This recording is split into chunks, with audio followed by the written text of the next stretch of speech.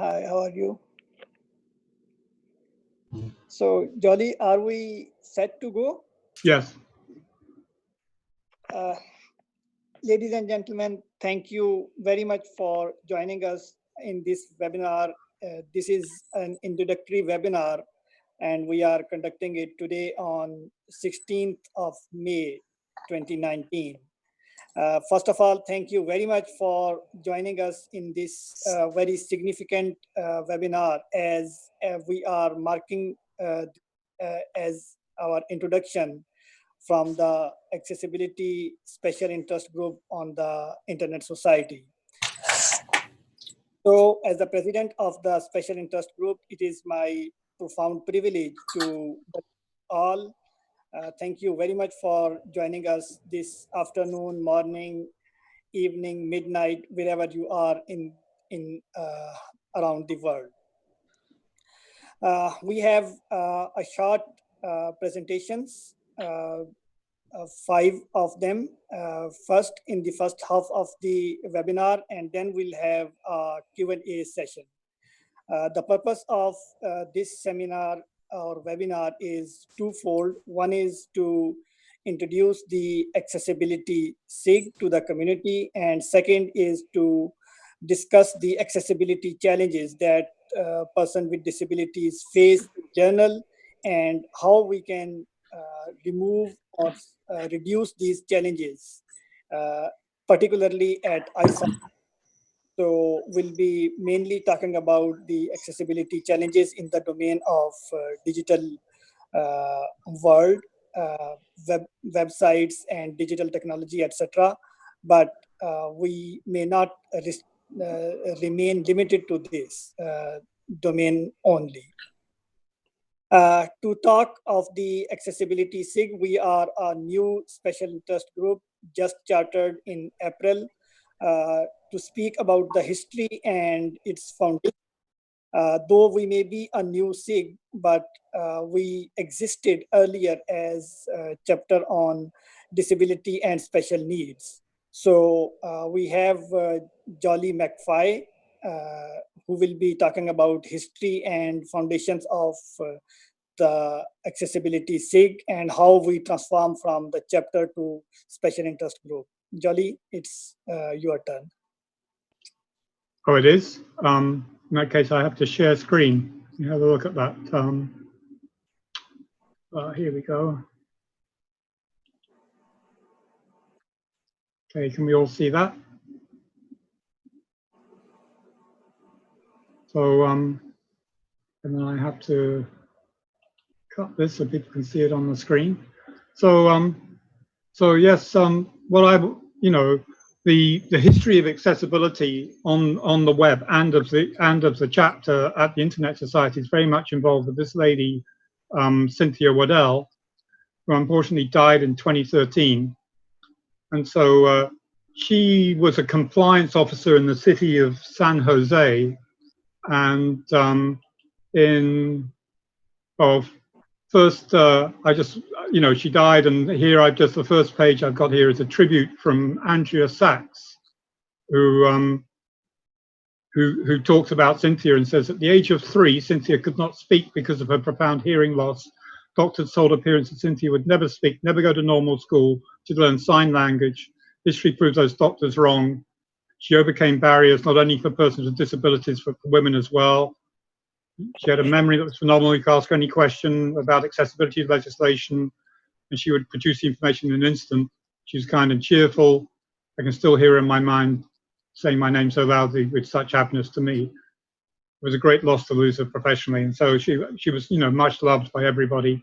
And so, going back to it, what she did was in '95, she published a web design accessibility standard for the city of San Jose, and a comprehensive and concise list of specifications for designers for the city's website. And so this preceded the WCAG by 5 years before, so that didn't happen until, WCAG didn't happen until 2000. In '98, she wrote a paper applying the ADA to the internet, the web accessibility standard. And she was this made a big splash, and in fact, she was invited, I think, to the Clinton inauguration because of her work in this field. Here's the paper right here, which you can find on the web. It's 98. Here you can see her in on the WC3 list in 99, organizing a conference, a one-day conference for people to talk about this stuff. And this made such a splash here at the New York Times, noting that an important court case in 99 that makes the ADA, you know, that says that the ADA applies to all websites. She wrote another paper called Electronic Curb Cuts in 2000, which basically put the whole thing out to the legal world. I hope I've got enough time to keep going here. And so this basically led to a site called the ICDRI, the International Center for Disability Resources on the Internet, and which did a lot of stuff. And they needed to finance this site, is what I figured reading between the lines.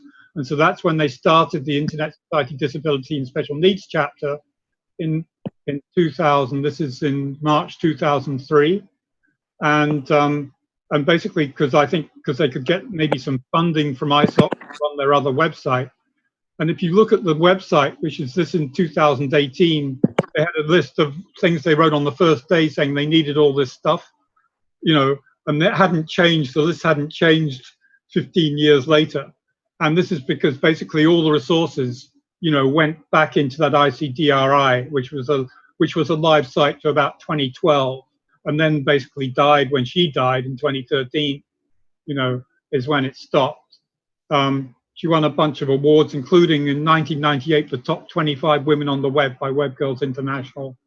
And the important work she did was she made this thing Cynthia Says, which was the first test of web compliance where you could just put in your website. And in fact, I just put the Internet Society's website into that. And anything that's got a red X on it here means that it's not meeting Cynthia's exacting standards, which is something that Dan will talk about in a minute.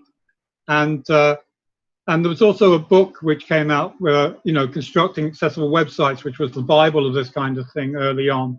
So this is a sort of precedence of us. And what I will say, going back to like the original days, that you'll note here that this is the first chapter in the Internet Society that was not a geographically based chapter, beating the Interplanetary SIG by that. So there was we are the grandfather, mother, sorry, you might say, of all SIGs, even in our newly incarnated form. And with that, I will stop sharing screen if I can find the correct place to do that.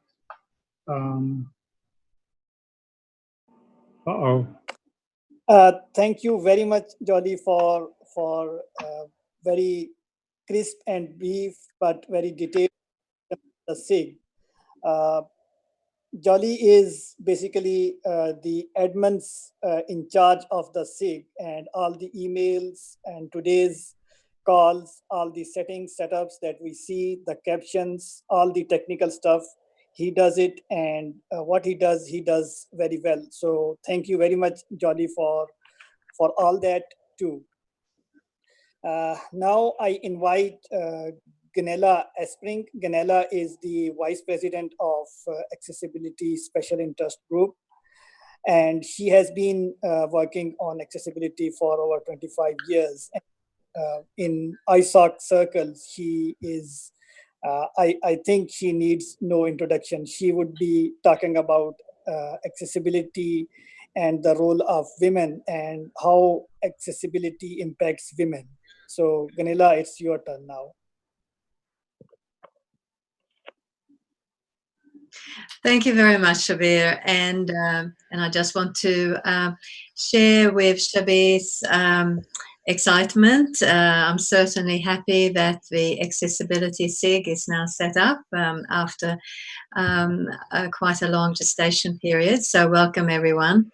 So, as Shabbir said, I'll be speaking about women and digital accessibility and providing a bit of background, actually, about the challenges that women with disability face.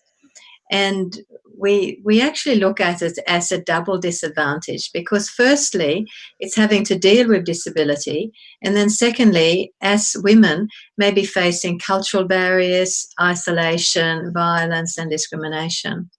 So here I'm not only speaking as Vice President of the Accessibility SIG, but also as a member of Women with Disabilities Australia. And a woman I highly respected said the following: taking hold of personal power is a huge challenge for someone with a disability, especially when the disability is severe enough that it affects physical, economic, and social independence.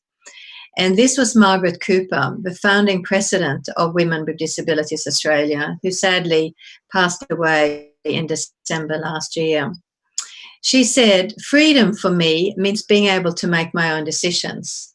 And you sort of think, okay, making our own decisions seems fundamental, but it is to be treasured, especially for people who have not previously had that opportunity.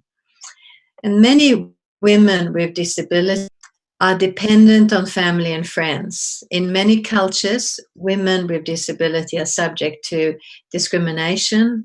Violence against women with disability is significant and disturbing. So what's this got to do with digital accessibility?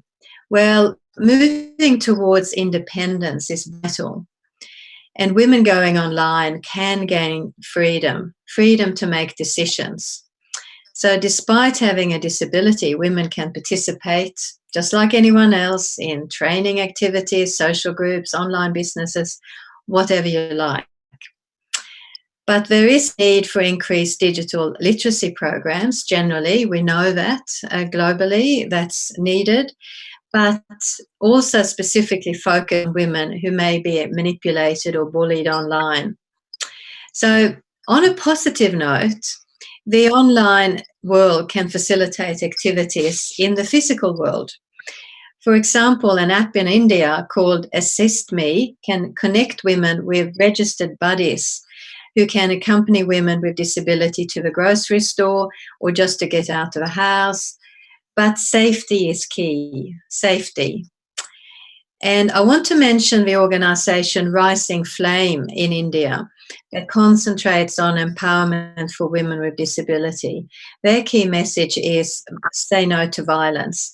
And a couple of our projects relate to a wiki editathon where women with disability can write stories about themselves and about other women. And so they are actually content creators. They can share, their stories can be out there for everyone to know. Rising Flame also has online videos of women's personal experience of violence. And this is actually empowering in itself, that women feel comfortable enough to tell their stories. And by sharing them, it can bring other people, other women out to understand a little bit more about what they go through. So there's other examples of women telling their stories online. This includes the Sunny app, which has been set up by Women with Disabilities Australia. And this creates safety, a community, information sharing, etc. Now, the point of all this is the platforms that these stories are shared, they need to be accessible. We need to have not only people who are passive collectors of information, because that's often what we think about some people with disability as passive, but actually being creators and making their voices heard. So obviously, Web Content Accessibility Guidelines 2.0 is vital, and we'll doubtless hear more about that. But we have to also remember the Authoring Tool Accessibility Guidelines, and that includes HTML editors, content management systems, blogging tools, as well as some social networking platforms. There's also the user agent accessibility guidelines with browsers and media players. So all of these things are important as a basis for creating accessibility. And this is where we in the ISOC Accessibility SIG will work to make a difference in digital accessibility by spreading the message in many different ways and with a wide variety of organizations. Thank you. Thank you very much, Gunela, for being very brief and crisp, but you have certainly highlighted very key points. The first being that women with disabilities are doubly disadvantaged, first being women and the second being as person with disabilities. Secondly, the stories on the web being shared are not just to be there for stories and to be kept. These are to be accessible. And third key point is that I glean from your talk is the standards to be followed, and main standard to be followed is the web content accessibility guidelines and the authoring tools. So stories can only be benefited when they are accessible, and if women with disabilities can access the stories, successful stories of other women living in other parts of the world, they can at least learn from their experiences and draw their the lessons for their own experiencing and for their own life. As Joly in the beginning told us about the history of accessibility SIG and how this special interest group came into being. I wrote in a blog as well that it is a very interesting case. First, in 2002, there was no non-geographic chapter at ISOC. And second, in 2019, we had no experience of having or transforming a chapter into a SIG. So it's very interesting, and it's been sometimes challenging, but thanks to Kyle and ISOC staff, all the challenges were overcome. So ISOC has been championing the accessibility for persons with disabilities, particularly digital accessibility. We have Dan York. Dan, I hope I am pronouncing your name right. Dan York is the Director of Web Strategy at Internet Society, and he shall be speaking about the society and its experience of digital accessibility for persons with disabilities, what ISOC has done, and what they plan to do in the future. So, Dan, over to you. Thank you, Shabbir. So good to be here. Glad to be here. I think this is an important topic for all of us and something we've certainly been looking at for a long time here. You know, I think the Internet Society's vision, as we're all aware, is that the Internet is for everyone. Now, we, of course, know that's aspirational. Half the world is not yet online. And so the Internet is not yet there for everyone, but that is our vision. That's our goal. That's what we see and what we believe. And, you know, as part of that, we want to ensure that our content is available to everyone, everywhere they may be. And obviously, you know, for people who are able to go and consume the content in a regular web browser, that's great. But we also want to be sure that people can you know, view our content, can access it, can read it, can hear it, can see it, whatever it may be, regardless of how they are connecting to the internet in some way.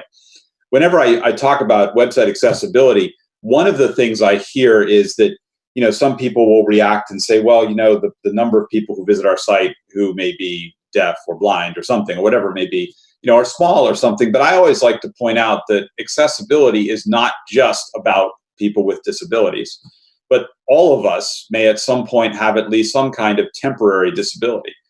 How many people have walked out on a bright sunny day and tried to use their smartphone or something to be able to look at a website or something, and with the sun glinting off of there, if the site is not designed for having high contrast, having different components, you may temporarily be dealing with the kind of issues to access a site that many people are living with every day.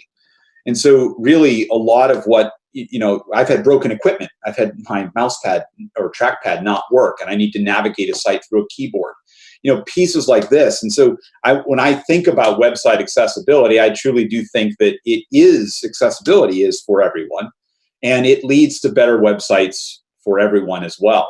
Not just for people who may have, quote unquote disabilities, but for everyone in general in some way. We've already talked about the kind of preeminent space of what we look at is the Web Content Accessibility Guidelines, or WCAG or WCAG or whatever you call them, that were first created or first officially, formalized back in 2008. And they specify, what are the guidelines for having content online in some way. They have actually now there's a new version, WCAG 2.1, that is out here in some way. And that is here as well. And so that is, those are, the guidelines that are out there. A challenge is that accessibility is not a one-time thing. And this is where a lot of people, I think, struggle with challenges. And quite honestly, we struggle as well. Accessibility is not just something you do and then you forget about. There's really, when we look at the development of websites in different ways, there's three parts to it, really, that come with any website. First, you're designing it, you're creating it in some fashion. Then you're developing it and getting it all ready to go. You're deploying it out there, and then you're operating it on a daily basis. You're publishing new content, you're creating new posts, you're doing some things like that. Now, there's parts here that are involved. For instance, all of our websites, when we go and specify our newer websites, our newer services, all of our requests for proposals, or RFPs, specify that things must be done to WCAG AA 2.0. And if you're familiar with WCAG, there's a couple of different levels. There's an A, a AA, AAA, et cetera. And we specify that. And that's part of our design mandate requirements in the very beginning of the sites that we build. Of our newer sites for the last several years, when I've been involved in part of this anyway, and before that as well to a degree. And so design's created in compliance. We spend a lot of time looking at colors, at contrast values, how do we navigate, what are the font sizes, are the fonts right, all the different kinds of things that are part of that to go and do it. So the designers do their work in a typical flow of a site creation, and then they pass it over to the developers, who then go and take that and implement it. And then there's a bunch of pieces that have to be done there to ensure that things work, like focus on various different parts of the screen when you go over it, or that the navigation can be truly keyboard accessible and everything else. And so what often happens, and it's happened this way with a couple of our sites in the last couple of years, you go through this stage, you've designed it, you've developed it, and all of that, you've gone through testing, it gets all the check marks on various different accessibility tools, and then you go and you deploy it, and then you start using it. And this is really the hardest part to me of online accessibility, because it does require constant ongoing work and attention. Because just having a website that is initially WCAG AA 2.0 or whatever compliant, and I should be clear, our specifications so far have been 2.0. 2.1 came out last year. We have not fully assessed whether we'll start to specify that in the future. But this is where it's challenging, because your site can be all compliant, but then as you start to go and add images, and in the haste of some time of urgently trying to get something up, you neglect to put in alt tags, for instance, or you're going and you put up a new page design. In many cases, it's because it's got to be done for that event that's happening tomorrow, or this webinar is going live today. We've got to get that event page up in a certain way. And sometimes people, go quickly. And so they wind up not necessarily checking all of the pieces that are there. And that's where on so many sites, not only Internet Society ones, quite honestly, but in some of the other sites I've worked on where this is, a focus, that's the hardest part. You really do have to bake it into the daily operations of what you're doing. It's got to be part of that piece of what's going on. And there's also some interesting tensions that come up too. I'll give you one quick example as a way that's a balancing act that has to be done. We have the demographics show that an increasing number of people are connecting to our websites using mobile devices. And so when you look at designing with a mobile first way of thinking, you want to go and, for instance, have very simple, easy to understand big buttons that people can click and push and things like that. And in many ways, those are also great for some aspects of accessibility. But in other cases, in other aspects of accessibility, such buttons are, uninformative.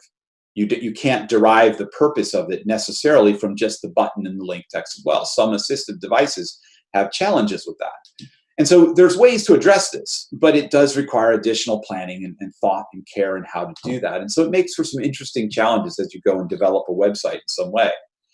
Some of what we're looking at in 2019 is I'm engaging, looking at some partners to go through and do some accessibility audits across our sites. I want to understand where we are. And to put this in some context, we launched our brand new website in 2017. Over the scope of the last year in 2018, we spent a lot of time putting in an operation, making it work, smoothing out the flow of publishing content, working around that. Now in 2019, as we've moved past a lot of those operational issues, now I'm taking as a step back and looking across our sites, and we're auditing them for speed and performance and mobile capability. We're auditing them for standards compliance, and we're auditing them for accessibility. And so part of our goal will be to look at what those sites are. How well do they do? As Joly just pointed out, we've got some issues on our main site and on our other sites. We'll be triaging those, looking at what can we address, how quickly, how can we do that? And also there are new tools out. There are new systems that are available today that weren't there, 2, 3, 5 years ago that are interesting and helpful.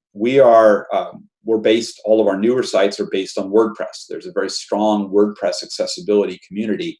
And there's some good solid tools out of there that we're looking at how do we bring them into our workflow so that we're able to ensure that as content gets published, as pieces are there, we are making it as accessible as possible. And again, we're also looking at things such as better education and training for the people within our organization who are creating content and helping them understand some of these issues. We truly do believe that accessibility is for everyone. And if we are to hit that vision of the internet being for everyone, it's part of what we do. So hope that gave you a quick little taste. I will be glad to answer questions when we get to that part a little while later. And so I will turn it back to you, Shabbir.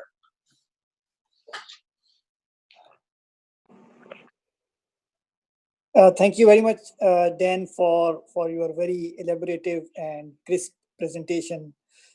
A couple of points from your talk, although it's not a summary, but a couple very important points. Internet is for everyone, and accessibility is for everyone too. So if you make your website, your device accessible, it is not just for one person or 15% of the person, as it is quoted that there are about 15% of world population consists of persons with disabilities. So it's not just for those persons with disabilities. You make your website, your platform accessible, it's for everyone. So it is very important. A second point that you highlighted here, and it is very important, is it is not one-time retrospective measure. It's the constant job that one has to keep in mind. Accessibility has to sit at the heart of the process and not just on the sidelines.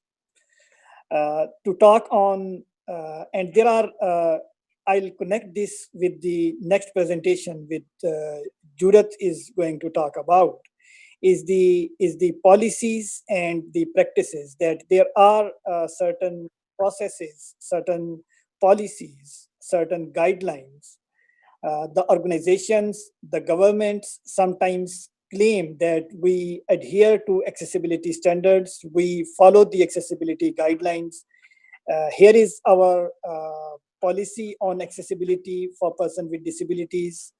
So Judith would be speaking about how these policies are implemented and what are the issues with the policies when it comes to the practicing that policy. Judith?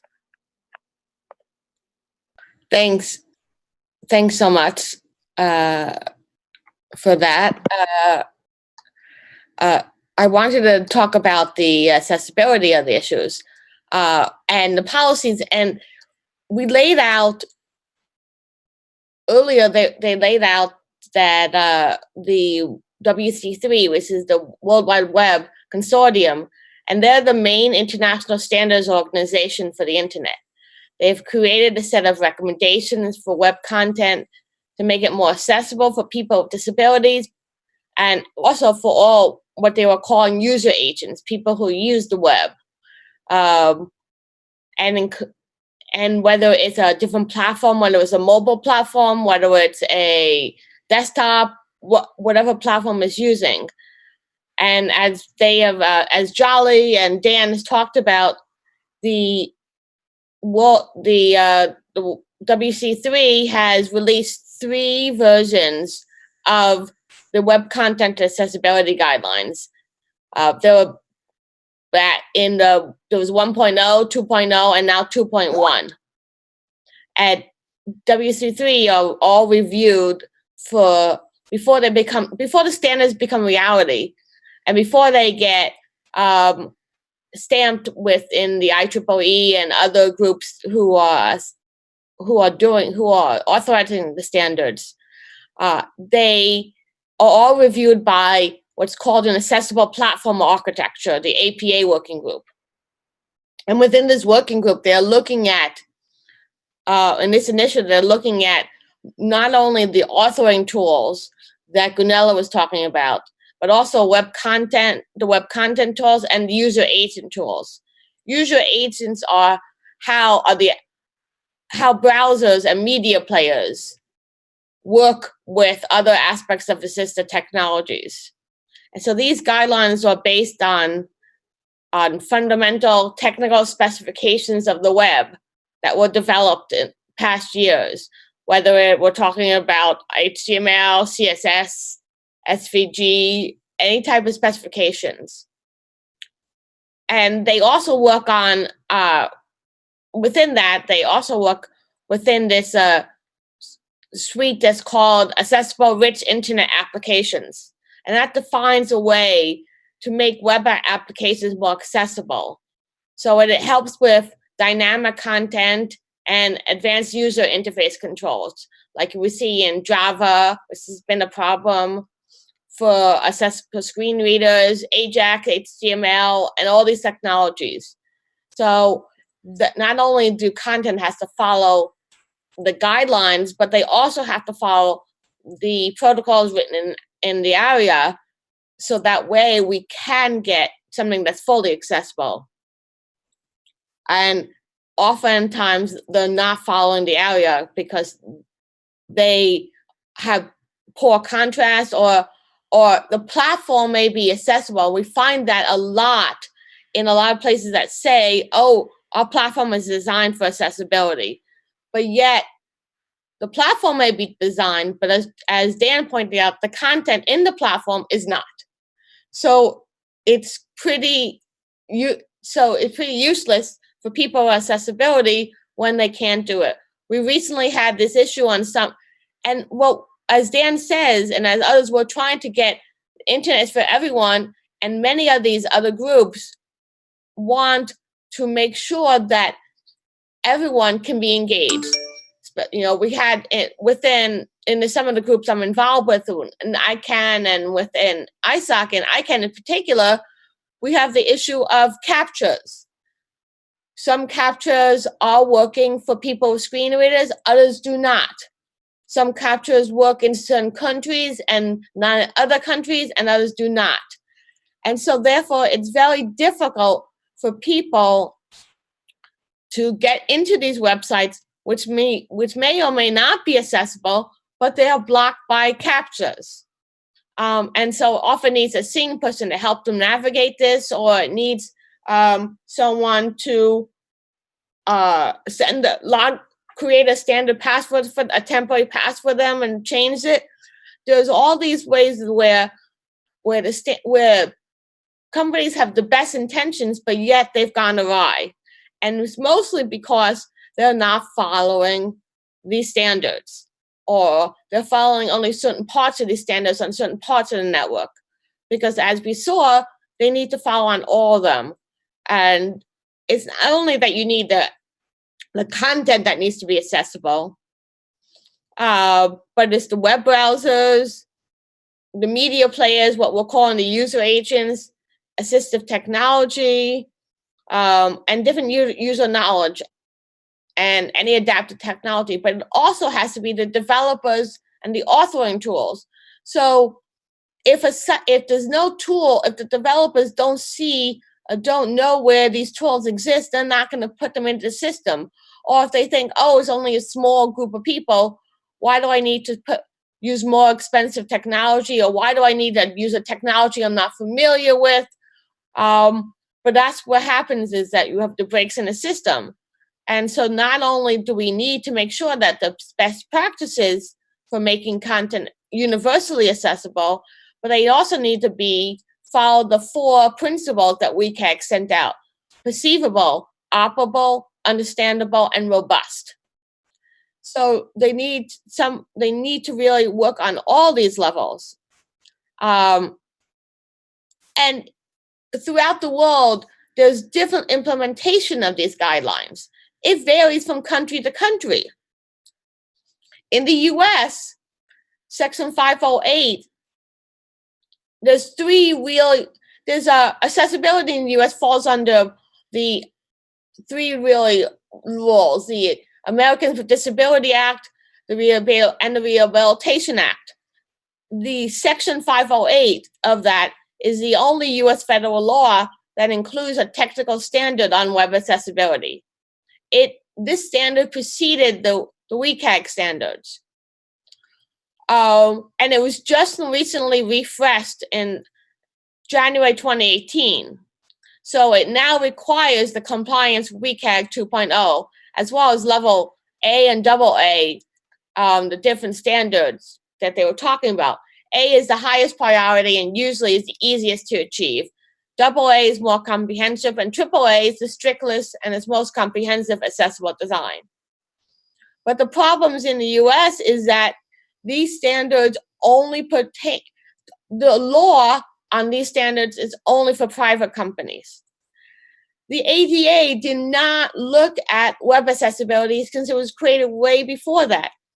So, and it hasn't been updated to that. So it takes different laws of different companies suing other companies. Although the Department of Justice under past administrations have repeatedly held that while the ADA does not specifically address the question of web accessibility, its language is still broad enough to include websites as part of business operations, which are covered under that. And the legal consensus is that if Title II or Title III applies to your organization, then it would also apply to your website. But because it doesn't mention website, it doesn't outline any standards.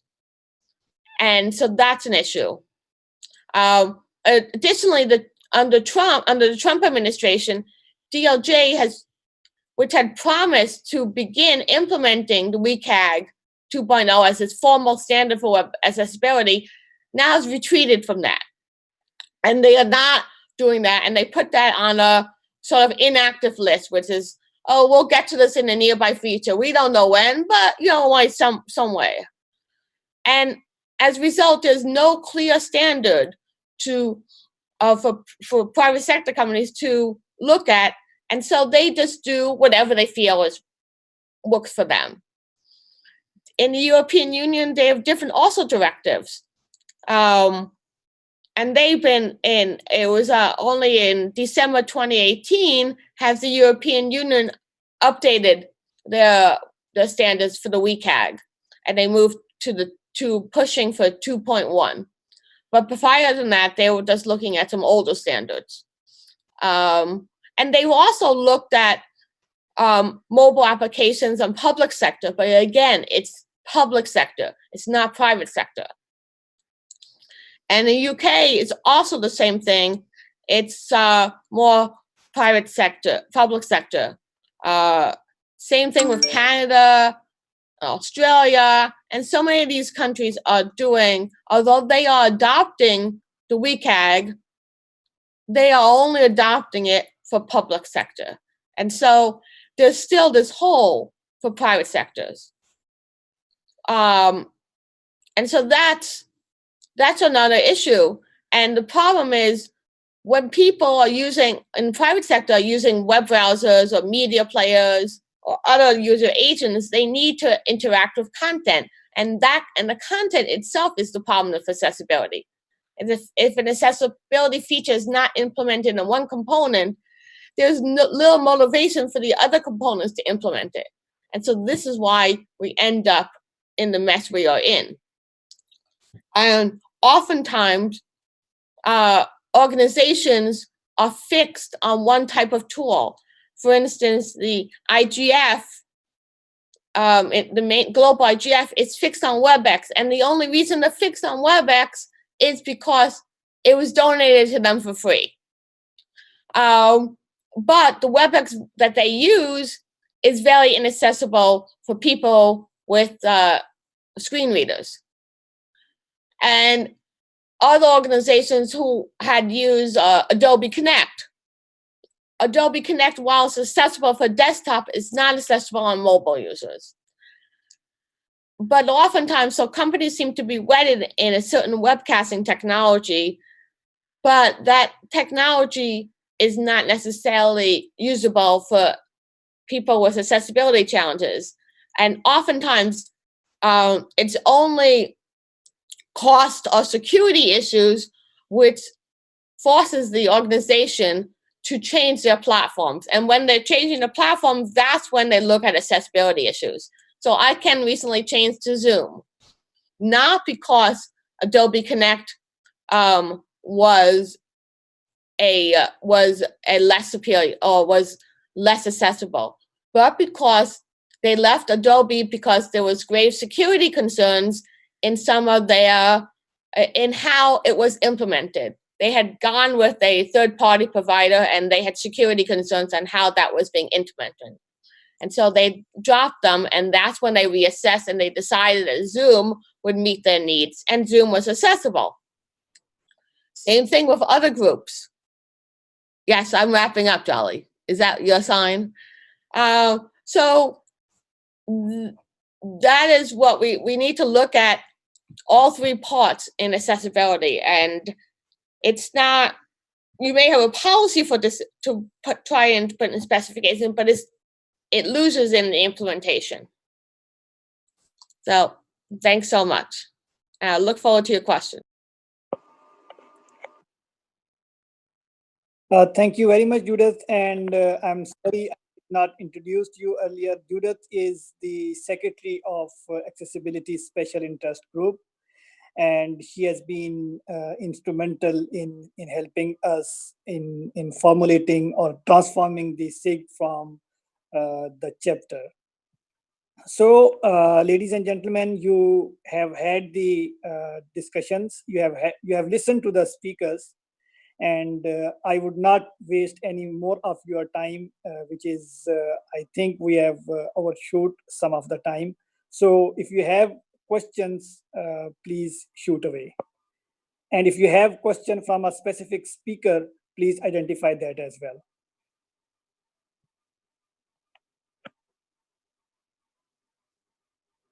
Well, I'll just say that I notice we have Naveed on the call, and I know that Naveed's been very active in this field in Pakistan. So perhaps he could just talk to us a little bit about what he's been up to. Oh, sure. Thanks, Joly. Yes, so for the work that we have done in Asia Pacific and are still doing, includes Pakistan, Sri Lanka, and Indonesia. And I'll just second the comments and some of the points brought by the speakers, including Dan and Judith and Gunela, about the web accessibility. You see, if you really go on the ground, you will not be surprised to know that most of the public sector websites in developing countries are not accessible. And one of the main reason is that the developers, which are either the web developers or the mobile application developers or the people who actually code things, have little or no idea of accessibility standards. Now, I'm talking particularly from Asia Pacific and the countries that we have done work with. So some of the work that we have done in this space is to have an interaction between the person with disabilities and the developer community, to sit in a room for a couple of hours and discuss what are the challenges and what are the opportunities. And I think this exercise has really helped us a lot, where we also actually organized a national award competition for mobile application for persons with disabilities. Later on, we have also came up with some guidelines for policymakers and also for developers. So just to set up the scene in terms of a document that they can refer to in terms of how they can embrace accessibility in their countries, especially again in the government sphere. And this year we have just have got some funds to do a project in Pakistan to make the at least 5 government websites accessible with the help of the Ministry of IT and Telecommunication. And we look forward to do this, and then of course make it as a case study that we can share with some other countries. But folks, honestly, if you go on the ground, talk with people, there is still a lot to be done. And not talking about the websites, even the online services. uh, See, someone wants to pay its bill, someone wants to pay taxes, someone wants to hire some service. There are a lot of gaps, and persons with disabilities are really not able to utilize those benefits of online space due to the lack of understanding and of course an interest as well.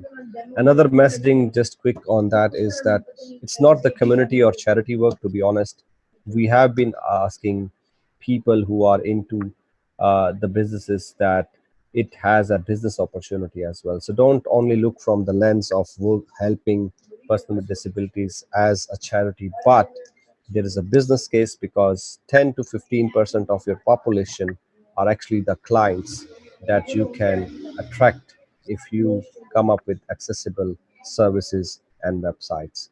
So that has also been very helpful in terms of changing the mindset and having more interest from the young entrepreneurs that there is a whole bunch of users inside the country that they are not able to tap if their services are not accessible. Back to you, Joly. Thanks for giving me this opportunity.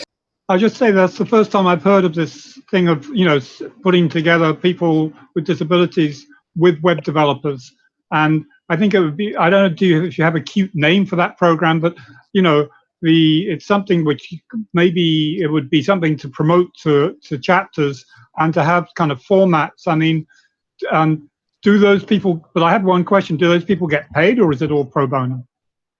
So the work that we have done so far, I mean, we were lucky to have those volunteers, Joly. So it was all volunteer work, because we don't have that much of money. But this year, the project that we are undertaking, we are looking to pay some money as well to those volunteers who are persons with disabilities, but also have a very strong knowledge and understanding of the standards and web accessibility practices. And one more thing to add on is also an experience that we have to put the person with disabilities on the stage to speak and tell. I mean, we can find a lot of experts in this space, but to be honest, unless or until we give the floor to person with disabilities to speak, we perhaps would not be able to get to the real sense of the issues, and it's all gonna be all discussion. And what Judith said, I totally agree. There are policies, but there are very little practices. So yeah. I'm sure Gunela has a comment right now. You read my mind, Joly. Yeah, look, I couldn't agree more, Naveed. It's so true. If you have a person with a disability who speaks about their own experience and also demonstrates how they use websites, certainly if you have a blind person demonstrating where there are challenges and how they can be addressed, that really has a huge impact. And also, I mean, I remember once we had a deaf-blind woman speaking, and through her interpreter using an iPhone with a Bluetooth Braille keyboard, and this was in an Australian Internet Governance Forum, and people never forgot, and this was years ago, because it really shows the power of using online services and using assistive technology, but you still have to have the content accessible. You still have to have the platforms accessible. So it's always those two things. So thanks. Right. And to adding to that, even people with the best of intentions don't do that type of thing. So many on Facebook, people post pictures and they don't describe the pictures. And even people like, I know I always forget to describe it. You're putting it in haste, and then you're uploading a picture and you're forgetting to describe what's in the picture so that people with accessibility challenges will know what they're seeing. And that's also another issue, but you have to keep thinking about these things, and gradually will improve. So my question, thank you, Gunela, and Judith and Naveed as well. Naveed has highlighted a very significant point, that we need to put person with disabilities themselves on the stage. And yes, person with disabilities themselves will have to come forward. It's not one-way traffic that community would come to person with disabilities and it will ask them that they should, let's come, we are putting you on the stage. They themselves have to come forward too. So they will have to take a step to make lives accessible. I know I am being critical here for person with disabilities, but when we are looking for certain rights and certain facilities, some may get those facilities by sitting at their homes, but most of the times you don't get those facilities by just sitting at homes. You will have to come out of your comfort zones, and someone will have to take the step. One question or a comment, you can take it as you want, is the cost of the devices that the developed the accessible devices. I give you an example of Apple products. They give you utmost accessible products. You buy an iPhone, whether you are a person with visual impairment, whether you are a person with low vision, you are a person with low physical impairment, so you can use that, and you need not add any additional device or software to it. But on the other hand, there are certain low-cost devices, but they may not be as accessible as these high-cost devices are. So sometimes we need also to think of a strategy where we can bring in the accessible technology to a person with disabilities in the developing countries. Any comments? I had a question. This is Stuart Reed, Internet Society of New York. Has any thought, so far we've been talking about just physical disabilities, has any thought been given to folks with learning disabilities in terms of making sites more comprehensible for folks that maybe don't have the sophisticated intellectual capabilities of regular folks? In particular, I'm thinking of my daughter, who is a Down syndrome's young lady, and she's on the internet, and some things she can kind of understand and other things she cannot. Is there any software, has any thought been given to making sites more accessible to folks with learning or mental disabilities? I can jump in there and say that here in New York, Accessibility NYC, which I stream, they have had a couple of presentations. In fact, there's one guy who does this for the city of New York, who is a very good presenter. And I'll hook you up with that stuff, Stuart, to look at. Thank you. It's true. I don't see. I see. There's a lot of for people with to be able to manipulate them computers with who have physical, like if they can't move a keyboard, they can't use their arms. There's devices to help out on that. But on the other part, it's also a good question, and that it needs something. It needs some more explanation. I'm not sure what else can be done. I think it's a very good topic, which we could kind of table today and say maybe this is something that we could do a whole webinar on. You know what I mean? And we could find some good people to talk about it. I thank you, Stuart, for raising it, because it's a very good thing to talk about. Gunela has a comment, I think. But yes,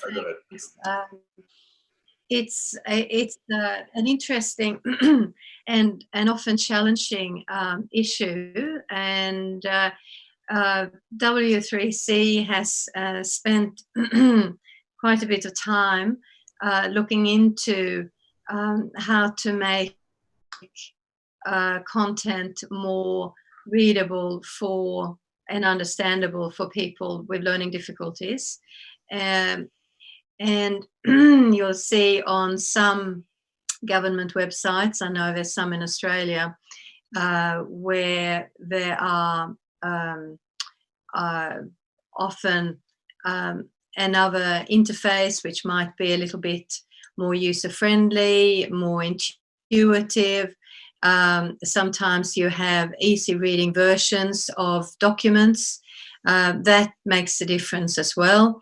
But it really comes back to having a user interface that is intuitive and logical, because that, again, that helps everyone. It might not be exactly what a person with a learning disability needs, but it's certainly going in that direction. And I take Joly's point. It could be a very useful webinar to have in future, because it is an issue that needs to be addressed much more than it is. Thanks. Yes, this is Shabbir for the record, and I guess we have Naveed asking for floor and then Dan. Yeah, thanks, Shabbir. So quickly on what you said earlier in terms of the devices. So I agree. And I think there's an opportunity as well, because over the past 3-4 years, if you see the developing markets, there have been a lot of local manufacturing happening, and there are a lot of new brands which have came up that offer a much cheap devices if you compare them with like Apple or Samsung, etc., etc. So I think that there is that opportunity in getting those manufacturers into the picture, assessing if they are also trying to make their devices compatible, because a lot of the masses now in developing countries, again, especially in Asia Pacific, look for those devices which cost them not more than $40 to $60 in comparison with the Apple or Samsung, which at least go beyond 150 to 200 starting price for a device. So that's one point. The second point related to the same thing is the screen readers. So in terms of my experience, I've seen that is also a gap that needs to be filled. There are still a lot of work to be done in terms of the OCR, which of course encourages the development of local content in local languages, and also the development of local screen readers. I don't know how it's gonna happen. Would it be the public organizations putting funds into it, or a public-private partnership model? But the current dependence on JAWS and those expensive softwares, if you want to use a copy which is a legal copy, not a copy that you download from a torrent website, that's huge. 700 to 800 US dollar per annum renewal fees is too much for a person with disability in a poor or developing country. So I think that's another opportunity or a gap that needs to be filled. How the SIG, perhaps using its resources and its contacts and its outreach, can assess and try to encourage people to develop local screen reader softwares in countries. That's all. Thank you, Naveed. Thank you very much. Then over to you, Sure. very quick. So Stuart, I would say it's a really good question. And as others have said, I don't know that there's as much specific around this, like in the guidelines are there. But I would point out that one of the interesting aspects that's happening is with the move toward looking at more mobile interfaces and looking at the fact that, you know, a significant portion of the rest of the world that is looking to come on, many of those are coming on through mobile interfaces. It is causing people to rethink how they put the text on the screen, how they work with the text on there, and how they write that text. For instance, if you look at the ISOC Foundation website that I showed a brief screenshot of, we designed that from the beginning to be mobile first. And what that partly meant was thinking about how we put less text on there, because you have to think about how it's seen in a smaller screen. And when you're doing less text, you're not getting into some of the more complex forms of writing, you know, multiple clauses, multiple stuff, you know, more complex writing styles. And which is at the same time is also a mobile thinking within user experience, within UX as it's called, within that kind of design world in the web space. There is also this look around plain language, around how you can go and make text more readable for people on mobile devices, but on any devices. To the degree that that continues to go out through the rest of the web development community, as people start to do this and think about the smartphone experience and not looking what's there, I think that will also help people such as your daughter and others who may have, you know, challenges with, you know, more what you might say is just more standard kind of English writing. And so I think that will help with that. And so perhaps I do agree with others here, that might be an interesting topic to talk about. And if somebody is organizing that, I would encourage you to look at some of the move that's happening within the user experience, the UX community around mobile first and also around plain language, because both of those are ways that could help as a byproduct of you know, their goal may be a better mobile experience, but the end may be also that it makes the sites more accessible for other people with that. And with that, I unfortunately have to run to another call, but I wish this... Okay, thank you for that, Dan. I'm glad this new SIG is here, and I wish it all the best in helping make our web more accessible. I'd just like to point out at this time that our captioner is only booked till 1:15, so we have, you know, 6 minutes left. So one quick comment, and then we can see that if we can close. Anyone? Okay, I just wanted to add, comes to screen reading software, that JAWS has had such a strong market presence, and it's very expensive, definitely. There are other options like NVDA, which is open source and free, of course, and it's now in a range of different languages. the challenge, of course, is if someone has made a lot of effort learning JAWS, then learning another screen reading software takes some time. So the more that software like NVDA is promoted for people who are learning and starting off with screen reading software, the better it will be. Also, Mohammed, one of the things to add also is, I think in some organizations, at least in the US, there are some organizations where people give, like either National Federation of Blind or other different organizations, where people give licenses at low cost or free, and they are donated by the organization. And that also could be something that could be sort of promoted, and that and a certain number of licenses could be available to people who are unable to afford the cost. And so that's something also that we could also look towards trying to help establish in different places. Yes, thank you very much. And I think now is the time that we wrap up this very interesting discussion. Of course, 1 hour is very less for this kind of discussion, and there are a lot of things and topics and issues to discuss. But we have time constraints, and we can think of having another webinar on different topics. We can have monthly webinars or bi-monthly. So we can decide this and decide this later on a doodle or email. Now is the time for me to thank everyone, particularly the speakers, Gunela, Joly, Judith, Dan, Naveed, who came as a participant but participated really instrumentally. And last but not the least, our captioner, Mary Kay, though you were not heard here, you did not have a voice, but you were very instrumental in making this webinar accessible.